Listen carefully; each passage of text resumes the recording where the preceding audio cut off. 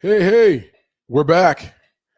Welcome to the Divided States of America show. I'm your host, Marlon Gardenera. It's Monday after another beautiful weekend in Southern California. Hopefully, it was nice wherever you were. Hopefully, you had a good time. Hopefully, you found some joy. As we navigate through the most divisive issues in our divided nation, we welcome you and we appreciate you tuning in, watching, listening, or maybe hearing it a little bit later. Doesn't matter for us as long as you get an opportunity to hear our take. And very soon we'll get you on air. Let's get the show started today. It's Me Monday. Let's see what people are thinking on social media. But let's get started. Welcome to the Divided States of America show, where your host, Marlon Gardenera, takes on the most divisive issues in our divided nation. We'll sort through the best and worst of politics and culture, asking questions and looking for answers that our two-ring, two-party circus has failed to provide.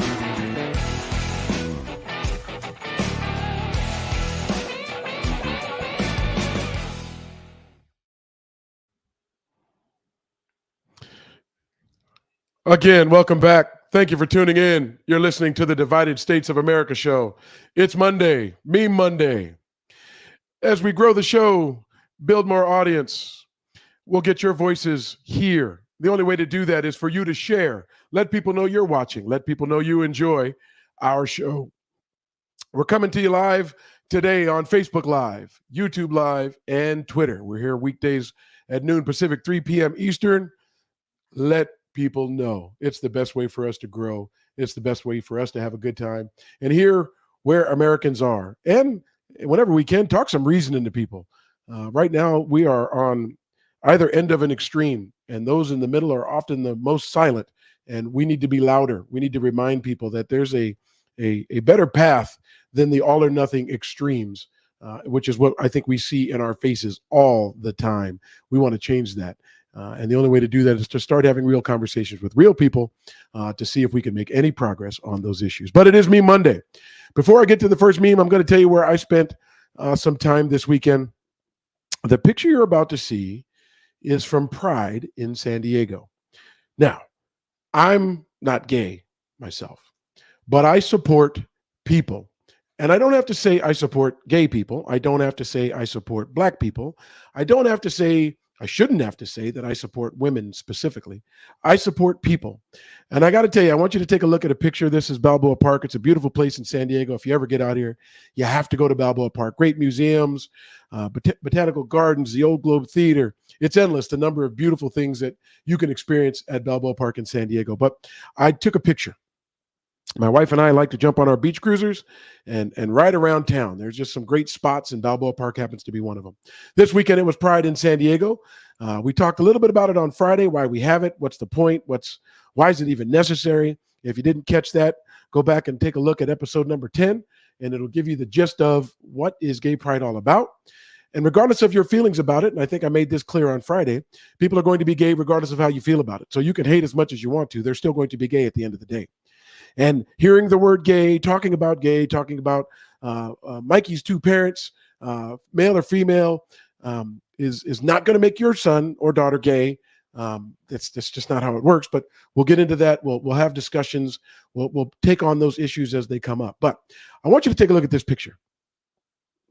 Again, this was in San Diego.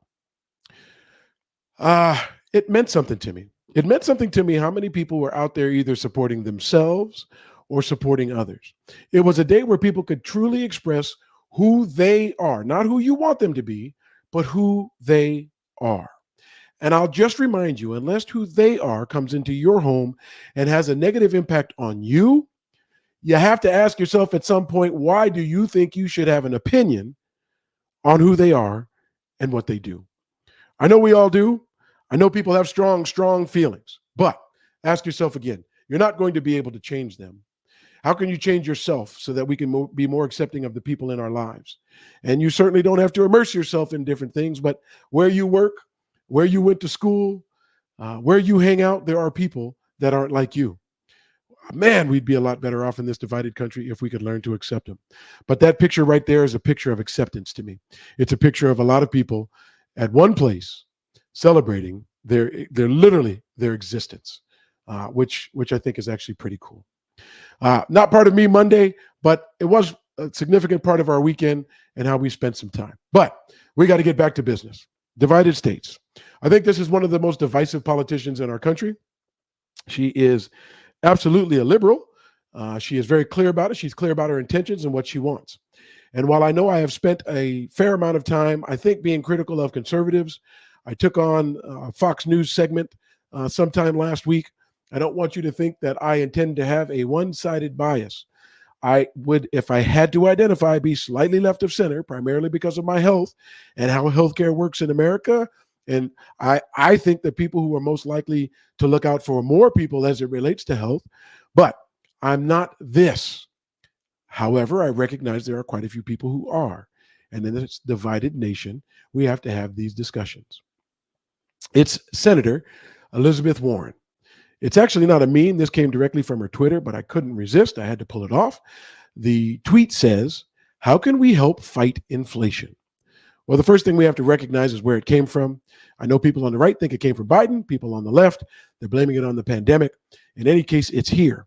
The other reality is I think some corporations are doing pretty good in terms of their profits. I think they're taking advantage of the situation. And while they do have to pay people more money, and it is harder to get quality employees, people have decided to stop working for less and working harder.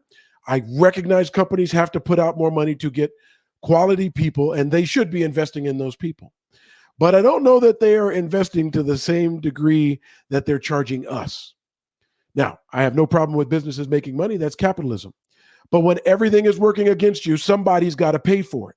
And right now, it's everyone. So everyone is up in arms about inflation. One of the takes I heard before I looked at this one was the Senate leader, Mitch McConnell, saying inflation is because of all the money the government gave away. It's kind of like welfare to me. The government does help people in need. And I'm sure there are people who take advantage of the need that the government provides. But the reality is the government's not providing enough money for anybody to be rich or, quite frankly, be really comfortable. And I think the perception is that they're just cutting checks and people are doing great. It's not the reality. I remember here in California, there were people taking advantage of the unemployment, but you still have to remember it was $400, $500, $900 a month. People were not getting rich as a result of it. And most of those people needed to be in a situation where they weren't going to work every day. So it was a matter of feeding their families, keeping the lights on, and having a place to stay. I know they were providing rental assistance, but I think you had to qualify by not being able to afford it yourself. There are times when we as Americans step up and we use our collective wealth and our tax dollars to give back to our community to help others. And if you're a person who's never needed help and never will, and you think that's purely because you work your butt off, that's fine. I think there's some other factors that may be involved, but the work is certainly a critical factor. But the reality is not everybody is in that situation. So money was given out. People were kept afloat. Do I think that that money is being spent to this day? I think those people are out of that money. I don't think that they had enough to go forever. I think the amount of money people were making with nowhere to spend it is a bigger factor. Remember, during COVID, when a lot of things were closed, when you couldn't travel to a lot of destinations, when people didn't want to get in airplanes, they normally did those things and they still have the money from that. Normally, when you have inflation, demand slows to the point where companies have to start discounting things to sell it. Companies have to motivate people to buy. Well, the reality is we still have money, I think, from COVID, savings. Not everybody was out of work. Those who were got assistance, but they weren't getting rich. But those who had jobs and continue to work with less places to spend have extra money, more in savings, less credit card bills. They weren't buying anything. So the demand for flights is still there, despite the fact that flight prices have doubled in most cases. Now they're having a hard time finding employees. They don't have enough flight attendants.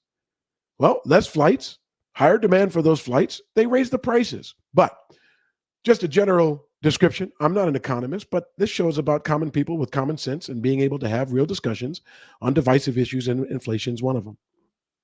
Now, this is an example for me personally of going too far. This is an example where I don't know that the government is the first people I would trust to take over something in its entirety without the input of people who do have other incentives and who are actually held accountable. Because remember, when government fails, the best we typically do is not elect somebody 4 years later. And 4 years of failure is not necessarily a great idea. I should translate that to Biden at some point, because there are certainly a lot of people who think he's failing, a lot of people who think inflation is on him and him alone. And I too can admit, while I don't believe it is directly on him, I think the results are clear. And if you're at the helm and the results are bad, you are responsible. Biden is responsible. He's not the cause of inflation, and I don't think he can snap his fingers to fix it. I don't think oil leases are the problem. They signed 3,500 new ones. I don't think 3,501 is the difference between us having oil. Then you've got people complaining about him going to Saudi Arabia and really trying to negotiate to get more, but they'll negotiate if he doesn't. Don't want to get into Biden, don't want to be into Trump, want to talk about real people and divisive issues right now. But this one falls under the divisive category for me, as someone that I don't know that I would want running as much of the government or as much of society as I think this particular senator wants to run. As I look here, her tweet says this: how can we help fight inflation? First checkbox, create competition in our markets. I don't know if you call it competition if you know you're going to put your hand on the scale and change things. Let me say it again. Her first suggestion is create competition in our markets. And I believe the way they would do that would be to regulate. It would be to put their hand on the scale and try to change how things work. The reality is, when the government does that, companies respond. They respond in many different ways, but they always respond in a way that's going to make sure they make a lot of money. So if you're asking me if I think government is smarter and better at business than business, no, don't get me wrong. Government fails, and so do businesses. Let's be honest. We talk about businesses like they're fail-proof. They're not. Most businesses actually fail when they get started. I believe there's a balance between the two. I believe there are abuses by business, and I certainly believe there are abuses by government. But the idea of creating competitive markets by tipping the scale so far that it's not the companies and the economy and the people running things, it's the government. Sorry, Elizabeth Warren, Senator Warren, no disrespect intended. You are not the CEO of any company that I would ask for. You are the elected senator in your state, and I can appreciate that. And I can appreciate that people support you. I just don't want you to go too far. I don't want you to think that you are the replacement for all businesses.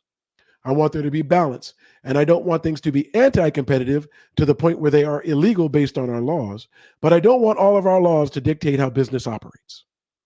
Next one. We can agree on this one. Senator Warren says in her tweet, enforce our antitrust laws and break up monopolies. Well, here's the problem with that. While I agree in principle, antitrust is real. Monopolies can be real. It sort of feels like monopolies are determined by who you like and who you don't like, who supports you and who doesn't support you, who supports your people in general, in theory, and who doesn't. I wish politics, I guess, were not what they are. They are. Can't change that. It's not going to change right away. Not at least the way we allow things to happen with our apathy and lack of votes and lack of activism. But again, we're here to have those discussions and see, because there will be issues that we dive into and push until we get the results we know we're looking for. But enforcing antitrust and breaking up monopolies, yes. Doing it against the companies you don't like at the moment seems a little awkward. Doing it without remembering the benefits, the jobs, and the potential that those companies create down the line, again, I don't know that government, to me, are the best people to run companies. The last one, Elizabeth Warren in her tweet says, make giant corporations pay their fair share while investing in affordable childcare and growing the economy. Okay. This one's a double-edged sword. Most people, when they start a business, they do it for themselves. I'll say it again. When most people start a business, they do it for themselves. They do it for their families. They do it to make more money. They do it to put their kids through college. They do it to have a better retirement. They do it because they think they've got good ideas that the marketplace will like. They're solving a problem. They have a product or service that they think is valuable and they think people will pay for it. I don't know that their first thought is childcare. Now, if they're going to run a good business, they're going to care about their employees, and then they're going to care about where their employees' kids go when their employees are with them. That literally is just caring about people at work. Now, I get in America, we can be very exploitive. I hired you. This is your pay. Don't care about your family. Doesn't matter. Don't even really care if you're making enough money to take care of your family. Because if you don't want this job, we'll get somebody else to do it. Well, that's backfiring a little bit. It's costing employers more. Less people want to work at jobs that don't pay as well. So employers are starting to realize the backbone of your company are the people who typically build it and provide the product or service that you're making a living off of. But It's not childcare. It's not why people start companies. Pretty sure most people anyway, don't start companies to grow the economy. They do it to grow their economy. And that personal motivation is what typically starts businesses and makes businesses thrive. Now, good employers grow to love their team.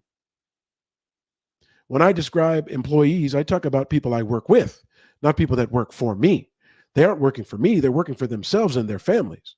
Having said that, the motivation of most employers, most business owners isn't childcare and growing the economy. We want viable businesses that we can grow. We want great people that can grow with us. And those of us who care want to invest in those people because we understand the importance they play in our businesses. But when the government comes in and starts talking about your need to cover this and that and this and that, we get in a situation. Again, the government's not the best people to dictate the terms of anything. There needs to be a balance. Now, make giant corporations pay their fair share in taxes. Okay, I'm on board. We're a rich nation. Rich people, by virtue of paying taxes, aren't going to fall out of being rich. Companies, by virtue of paying their fair share, since corporations are recognized for everything else, particularly when they show up in front of the Supreme Court, well, that personhood should be reflected in their taxes as well. If you get representation, you should get taxation, because we certainly don't want taxation without representation. Having said that, giant corporations should be paying their fair share in taxes, and they figure out the best ways, the best loopholes. They support candidates who will give them those loopholes. It's this never-ending cycle of take care of me, I'll take care of you. Well, people, we could get that too if we spoke up. You don't need to have a lobbying firm speak up for you if people were speaking up for themselves.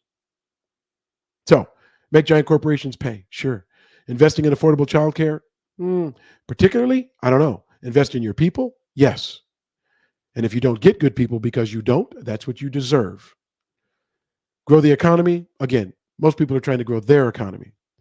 Figuring out how to have that balance is the key to government. Next one up, I've been seeing a lot of memes this weekend about the high-speed rail. I know here in California, all they talk about is the cost and the fact that it's doubled and nothing's happening. Where's the money going? Is it, what's the point? I'll just say this. In cities with good public transportation, people use it. And if they're using it, they're driving less cars and there's less traffic and there's less pollutants. And it can be very efficient. In cities like mine, where the trolley system is okay, but it really doesn't serve enough people or go to enough places to be useful. So you wonder about the value of those dollars because you recognize not a lot of people are getting anything out of it. Now, you still want the economy to run and you still want people to be taken to centers of industry, places where we know they're going to work. But in my city, we need trolleys right next to the freeways. Quite frankly, put them in the middle of the freeway, because those are the routes that people have to travel to get from the distances in the suburbs that they live to their workplaces.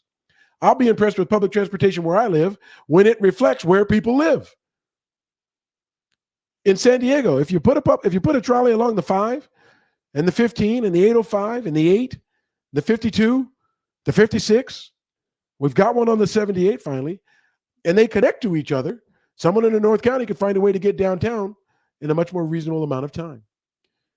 I'm sure it's the same in your places. The only reason I bring this up is people envisioning high-speed rail. It was probably like building freeways through the desert. Why would we do that? Who cares? Who's going to drive there? What's the big deal? Well, much of our economy has come from the fact that we have highways and we can transport goods and services and people and travel. There's so much of our existence that's based on the fact that we've got a roadway system that goes throughout the country.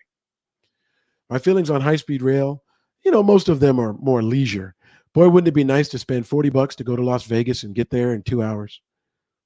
Wouldn't it be nice from LA and San Francisco, San Diego? Wouldn't it be nice to jump on a high-speed rail, get to Las Vegas in an hour or two and spend $40? I'm just telling you, it seems cool to me. Wouldn't it be nice to get across the country in a much more reasonable amount of time than a Greyhound? Wouldn't it be nice to get from DC to New York? How about going up and down the 95? There are economies, there are things that scale as a result of us being more mobile. Don't forget that. I don't understand all the financing plans, and I certainly don't see the vision, but it's probably because government is leading the way in most of those things, and they don't do a real good job of laying that out. And the private industries that would do it need so much government money that the balance between the two just ends up going slow, and we end up where we are now, which is there are highly industrialized nations around the country that have it, and they're benefiting from it, and we here are still squabbling and don't have much of anything. Just a thought. Lots of memes out there about high-speed rail. All right. I like this one not because of the words, but this young lady is used all the time. I hope she's gotten paid. I hope her college scholarship fund is set up, or I hope she gets something for being famous, because this expression is priceless. It is a political meme. It says the young lady with the, I'm just saying look on her face. If you shouted lock her up before, but you're not shouting lock him up now, you have to admit that it was never about emails. We could probably stop there. Or the truth, or all of the other things that one side hates about the other side. What we can always rest assured, whatever goes around is going to come around, and whatever you didn't like in one group, you're going to get in your group. And when we understand in our divided nation that we are humans, so these human-like qualities are going to be displayed in all people, we might not have so much hate for everyone if we did a better job of keeping that in mind. Really. This one got personal, but got personal in a good way. I have a great friend in the state of Oklahoma. I went to school there, Oklahoma State. I'm a cowboy. If you like that other school, don't bother tuning in. We can move on without you. You know who I'm talking about, and my loyalty runs deep, and my blood is orange. And if you're part of that other school, you can listen, but whatever. It's not the most important scenario for me. There are other people out there. Anyway, good friend of mine in Oklahoma. He's a cowboy too. He posted this meme, and I've seen this meme everywhere. It is a person standing in front of what looks like a university. And the meme says, the blurb says, how am I supposed to pay off my student debt? And clearly it's a college student with a little backpack. Again, it says, how am I supposed to pay off my student debt? And there's a guy in the background, looks like a maintenance or a landscape employee with a lawnmower, and his response is, work. Okay, I get it. I do. What I don't get is the full dropping student debt. The motivation, is it just a campaign promise? Is it just a democratic way to put money in people's pockets to get votes? I can't answer that. I need to dig in. We need to talk to some people who understand more about it. I can't answer that. What I can say is that most people that have student debt do work. You make it seem like they're sitting there getting rich off of welfare with college degrees. That's not the way it works. It's not. Most of those people have jobs. But in America, we do exploit people as best we can. And if there's another person willing to do your job, we'll be happy not to give it to you, or we're happy to pay you less because we can get somebody else to do it for less, or do it for the same amount and just move on from you and not have to deal with your complaints. I'm not a big union guy. Sure, those of you who think I'm a lefty, not a big union guy. I certainly can appreciate the strides they make for people. I understand the benefits, and I probably would love it more if I were a part of one. But I start businesses, and the idea of somebody dictating to me the terms that I have to pay my employees on my business, the one I took risks on, that doesn't sound appealing to me. But I do understand the gains that they make. Again, there's that balance between the two. When either one tries to exploit things, I have a problem with it. When either one tries to be an extreme, I have a problem with it. When a union tries to get people paid more over time, not based on the quality of their work, I don't like it. When a union protects people that are just bad, I can't stand it. Let me repeat that. When a union tries to protect somebody that is just inherently bad, not good at their job, I can't stand it. Now, the union that will take someone and train them and help them be better, I'm all for it. But the union that just demands they need more training, why don't you take some of the money you're getting and provide it? Not against unions, just not in love with the idea of somebody dictating to me the terms in which I have to pay people. If they don't want to work for me, go work somewhere else. If you do work for me and I've become exploitive, do I have a problem with you gathering to address that? No. Those are your rights. I don't have a problem with that. I don't. And if I felt that principled about people telling me what I had to do, I could shut the company down. You always have choices. It's just when we go to the extremes on either side, it becomes a problem. But as it relates to this meme, how am I supposed to pay off my student debt? And the person, landscape maintenance person at a college saying work, sort of silly. I think most people with college debt do work. The part that always gets me is when people think it's not their problem. It's not my problem. It's your student debt, not my problem. Well, I guess I have to ask, why is the interest on your mortgage anybody else's problem? I'll say it again. Why is the interest rate on your mortgage, the one that you get to deduct from your taxes, thereby paying less, a renter's problem? The gentleman that I spoke to this morning, and I love the guy. I don't want to say your name, don't want to put you on air like that, but I love you. He knows I do. What about farm subsidies? I say that because he has a ranch. What about farm subsidies? Why do we have to buy extra product from farmers? Why don't we just have them produce what they produce, get paid what they get paid, and if it doesn't work out, it doesn't work out? Now, you know I don't believe that personally. But I'm just trying to illustrate that we often pick the other people and say they're not worth getting anything. Why are we doing it for them? To which I just have to respond, you probably don't mind when it gets done for you. It's kind of like the NIMBYs, the not in my backyard, when a new home development is going up next to yours. What did you think the people who had their homes before you got your community thought about your community being built?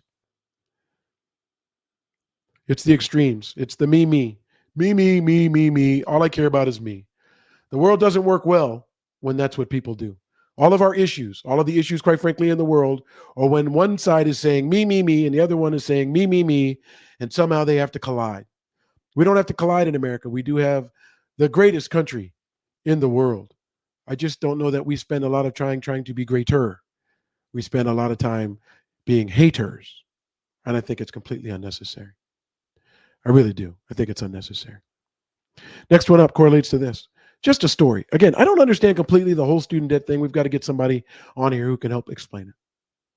But this one, I think, made an attempt to shed some light on it. 59-year-old originally borrowed $79,000 in student debt, has paid back $175,000 in 4 decades, but still has a balance of $200,000. Now, granted, it's clearly a bad financial product. But when many people are trying to better their lives, go to college, get a profession, make more money, and I have no problem with trade schools, although I do have the question, and I'll put that meme up maybe tomorrow. When people say stop pushing college and start pushing trade school, I completely recognize college is not for everyone. But I feel like it goes too far when people try to discourage people from going to college, as if you're not going to make, I think it's on average $1 million more as a result of it.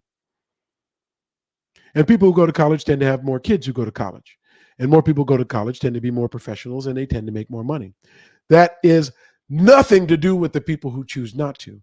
And any disrespect that people who choose not to go to college get is ridiculous. How could there be a divide about the personal choices you make in your life to support yourself and your family? It's the choices you make. So am I for trade school? Yes. Am I for going to the military? Absolutely. Am I for people figuring out what's in their best interest for their lives? Of course. It does surprise me when people are when it feels like people are discouraging people from going to college. Never understand the idea of trying to be better personally in whatever route you go, why people would try to get in the way of that. I don't understand that logic is probably the best thing for me to say. I just don't get it. Having said that, this guy had a loan, 59. He's 59 now. He borrowed $79,000. He's paid back $175,000. He's got $200,000 left in his balance owed. Sounds like a horrible financial product. I don't want to say predatory, but somebody's making a lot of money off this guy getting a $79,000 loan. Do I want people to make money for lending money? Sure. This seems a little extreme. Don't know the details. Is this what they mean about forgiving student loan? Is that debt owed to the government? Do we need to benefit that much off of the dollars that people are loaned and we get back in whole and they pay a reasonable amount of interest? Need to dig further, need to get a better understanding of that whole story. I don't know the whole story, but it's something I'm certainly curious about. Student debt. All right, this one's controversial, and I'm starting to get some flack. I'm starting to get flack from people that I know that believe as I do. I am pro-life, but I also believe I'm pro my life and what decisions make sense to me. And if you don't share my religion, you don't have to do what I say or do what my religion says you have to do. So 2 quick memes to remind people of that, and also to push back against people who are giving me flack about being pro-life, but on this show, appearing as if I don't mind. I do mind. It's just not my choice for other people. This meme says, pro-life people be like, using a little slang, yes. And it's a chassis of a truck. But it says pro-life people be like, yes, a pickup truck. And literally all it is the frame or the chassis. They're trying to illustrate that amount of the car does not make the car, does not make the pickup. You need more to it for it to be there. The framework, the beginnings, the formation is not it. I get the illustration. I don't personally believe it as it relates to human life. But in this divided nation, I'm not going to take a side and try to shove down your throat my views. In a divided nation, it's more about us And by us, I mean you can make the decision you want, I make the decisions I want. When we're together, we're not forcing either one of those choices on each other. Leads obviously to the next one. As much as I don't believe it, in this divide, we need to be able to have these conversations. A fetus is not a person. We aren't alive after we take our last breath, and we aren't alive before we take our first one. The idea that a fetus is a person is a Christian idea, which is fine. Christians should follow their faith. They just shouldn't translate that or push that on the rest of us. I'll say it again. A fetus is not a person. While I don't believe that, many don't share my beliefs. A fetus is not a person. We aren't alive after we take our last breath, and we aren't alive before we take our first one. The idea that a fetus is a person is a Christian idea, which is fine, but Christians should follow their own faith, and they just shouldn't legislate it to the rest of us. People have very strong feelings about that. In a divided nation, we have to figure it out, which leads to the last one. Next meme: the separation of church and state is essential to a democracy. There are 3 branches of government, and your church is not one of them. There, folks, I completely agree. There are 3 branches of government, and my church should not be one of them. Don't think it should change the people in my church's ability to believe what they believe and express what they believe and share their freedom of speech, express it and believe it and even push for it. Just don't think it should be a part of our government and legislated to us. All right, this one is making the rounds. Everybody's hearing it. Uvalde is clearly the reality behind it, although there was another shooting in Indiana, and I believe a civilian stopped it. So we're going to get the anecdotal cases one way or the other. And we're going to hear evidence of people with weapons stepping in and changing the world. But I think we are more focused on children in school being killed. So this meme says, new rule. If trained police officers are too scared to take on someone with an AR-15, we have to stop asking teachers to do it. The idea of arming teachers still sounds absurd to me. Unless that teacher is a professional and certified and prepared, it's absurd. It's an additional burden when we don't give them books and pencils and paper. It's an additional responsibility when they have enough. It's challenging enough. They don't get enough support. They don't get enough support from parents. They don't get enough support financially. They don't get support enough from the district, the training. There's so many things that we could do to make education in our country better. But the idea of arming teachers sounds silly. But I think we can extend that beyond. Next meme says, here's the thing. If 30 armed cops in full tactical gear with ballistic shields were too afraid to confront one gunman with an AR-15, maybe we shouldn't be putting AR-15s in the hands of civilians. I like to repeat these because the emphasis is typically personal when you read it. Oftentimes we read something like this and then we go back and read it again. Here's the thing it says. If 30 armed cops, and I believe it was more than 30, if 30 armed cops in full tactical gear with ballistic shields were too afraid to confront one gunman with an AR-15, maybe we shouldn't be putting AR-15s in the hands of civilians. That's a tough one. I can read the Second Amendment. I have arms in my house. You come in here uninvited, you're not likely to leave. Not fighting the Second Amendment, fighting our gun culture and our adherence to it to the degree we're willing to let people die and suffer, and we don't care. We just don't care. There's middle ground. That divide doesn't need to be as wide as it is. This one keeps coming up. But this one I got involved in this weekend on some social media, and people were pretty respectful. I try to be respectful. I try to pose questions, not dictate terms and answers to people, and we had some really productive conversations. And I think one of the things I'm going to start doing, I love Meme Monday, but I'm going to start sharing memes and more from social media on a regular basis because we just get the breadth of people. As we grow this audience, we'll start getting your opinions on air. But it takes time to grow. You have to share it with people. You've got to let them know. They can find us on Facebook. They can find us on YouTube. They can find us on Twitter. But until we have more people, we're going to bring the people to you. This Brittany Griner story just keeps going and going and going. For me, it's not that she's a celebrity. Not the point. Don't care. This meme says, Brittany Griner's coach, Vanessa Nygaard, blasts the lack of urgency in getting her out of Russia.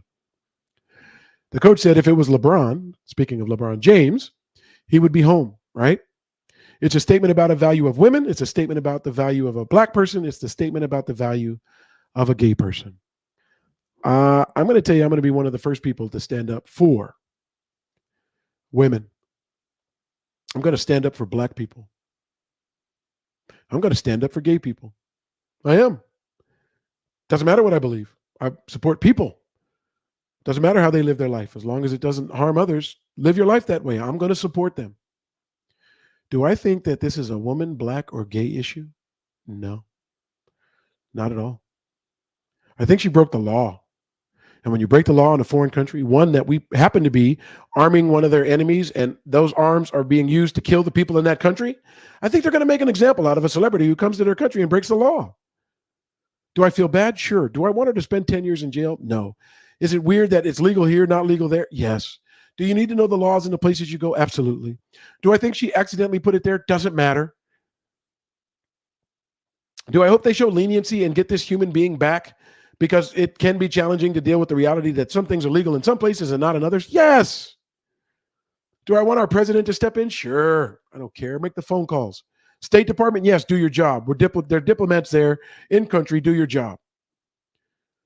Do I want the man that's been there for a couple of years because they think he's a spy out? Yes.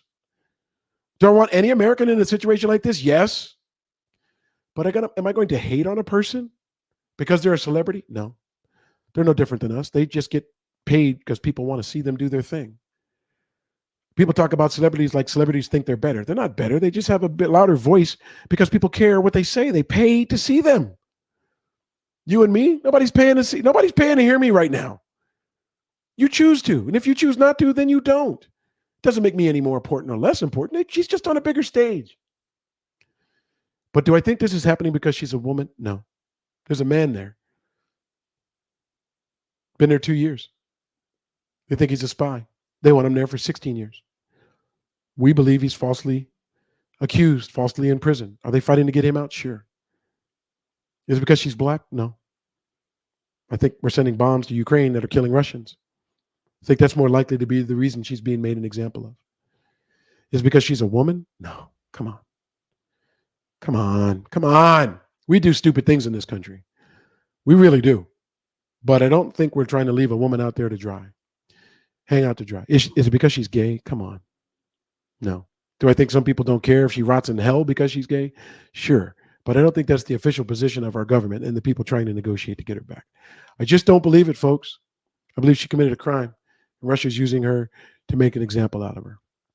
Which leads, very much like Senator Elizabeth Warren on the left, I think there are some people who go too far to the left, and I think Warren happens to be one of them.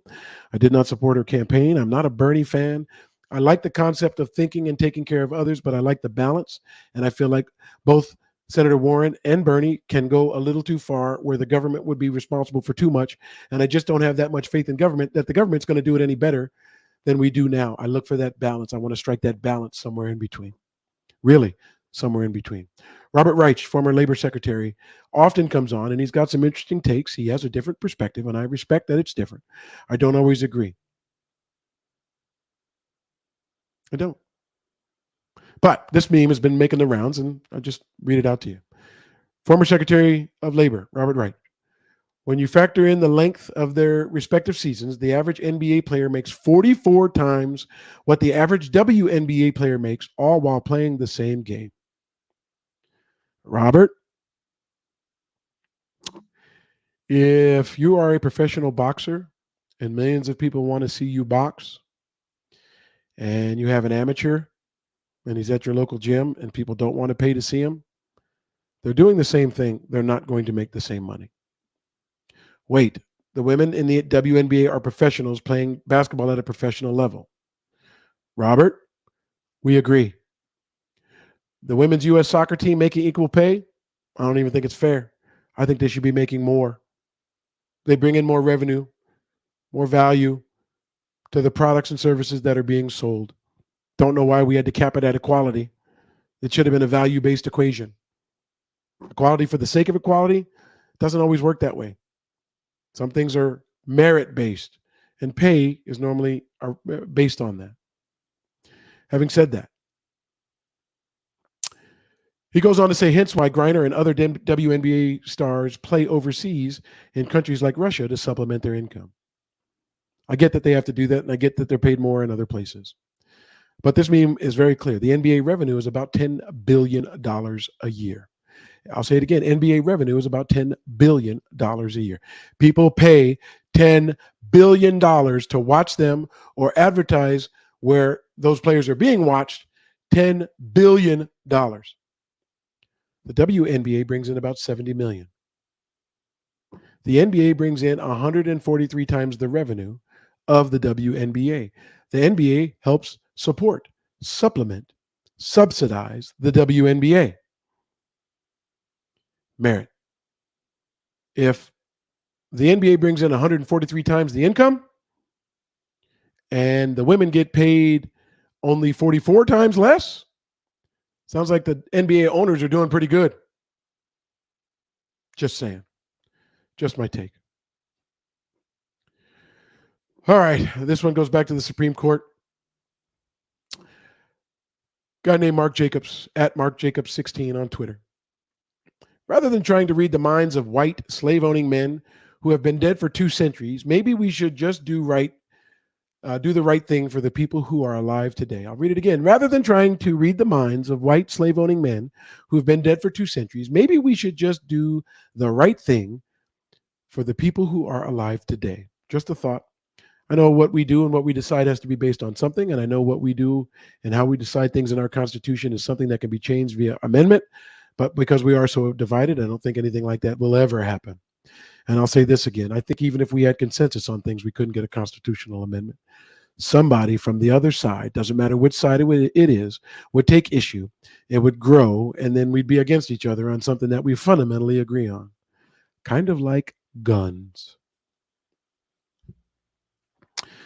Coming up to the last couple. Society has become so fake that the truth actually bothers people. Boy, I got to repeat that one again.